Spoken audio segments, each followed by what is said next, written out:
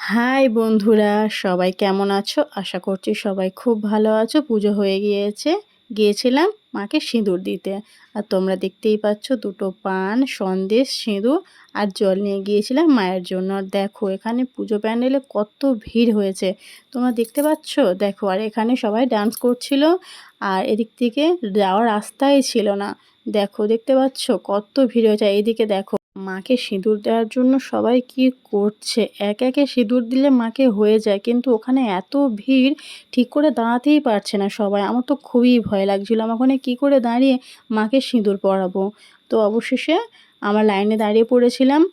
অবশেষে গিয়ে পৌঁছালাম মায়ের কাছে। তো আমার যা প্রথমে মাকে সিঁদুর দিচ্ছিল, তো ওর থালাটাই আমি ধরেছিলাম। আর এই দেখো এত ভিড় হয়েছিল, দুর্গা মায়ের কাছে আমরা পৌঁছাতেই পারিনি। সেই জন্য গণেশকে আগে সিঁদুর দান করবো, তারপর মাতা লক্ষ্মী, তারপর একে একে সবাইকে সিঁদুর দান করবো। তো আমার গণেশের পান দিয়ে বরণ করা হয়ে গিয়েছে, ওনাকে এবার মিষ্টিও খাওয়ানো হয়ে গিয়েছে। এবার সিঁদুর পরাবো, তারপরে মাতা লক্ষ্মীর কাছে যাব। আর এই 4টে দিন কি করে যে পার হয়ে গেল, মা চলেও এলো আবার মা চলেও যাচ্ছেন। মন খারাপ সবারই, কিন্তু কি করব, যেটা নিয়ম সেটা তো করতেই হবে।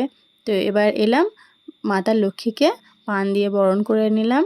এবার মাকে মিষ্টি খাওয়াবো, সিঁদুর পরাবো। আর তোমরা একটা জিনিস লক্ষ্য করেছো কি না আমি জানি না, কিন্তু এটা বলা উচিত আমার, তাই বলছি।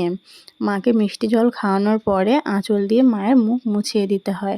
এটা প্রায় সবাই করে, কিন্তু আমি শাড়ি পিন করে গিয়েছিলাম বলে আমি সেটা করতে পারিনি। মাতা লক্ষ্মীর সিঁদুর দেওয়া আমার হয়ে গিয়েছে, চলে গেলাম মা দুর্গার কাছে। আর দেখো ওই যে কাকিমাটাকে, ওনাকে কিন্তু আমি চিনি না, কিন্তু আমার এত ভয় লাগছিল উঁচুতে উঠে, তো ওনাকে আমি ধরেই ফেলেছিলাম। উনি অবশ্য খুব ভালো, আমাকে কিছু বলেননি। অবশেষে অনেক অপেক্ষা করার পরে চলে গেলাম মা দুর্গার কাছে। মাকে পান দিয়ে বরণ করে নিলাম, মাকে জল মিষ্টি খাওয়ালাম, আর তারপরে মাকে মন ভরে সিঁদুর পরালাম। আমার এই নিয়মটা প্রতি বছর খুব ভালো লাগে। আমি প্রতি বছর কোনো বছরই এই নিয়মটা মিস করি না। অবশ্য আমার বিয়ে হয়েছে এই 2 বছর হলো, প্রথম বছর আর এটা আমার দ্বিতীয় বছর। তো কোনো বছরে আমি মিস করি না, আর মিস করতেও চাই না। আমার এই নিয়মগুলো খুবই ভালো লাগে, তো সেই জন্য আমি কোনো বছরই মিস করতে চাই না। মা দুর্গার পরে মাতা সরস্বতী, কার্তিক সবাইকেই সিঁদুর পরানো, জল মিষ্টি খাওয়ানো হয়ে গিয়েছিল। সেই মুহূর্তটা তোমাদের সঙ্গে শেয়ার করতে পারিনি। আর তোমাদের দাদা এখানে আমাকে সিঁদুর পরিয়ে দিচ্ছে। এই মুহূর্তটা আমার জীবনের সেরা মুহূর্ত হয়ে থাকবে।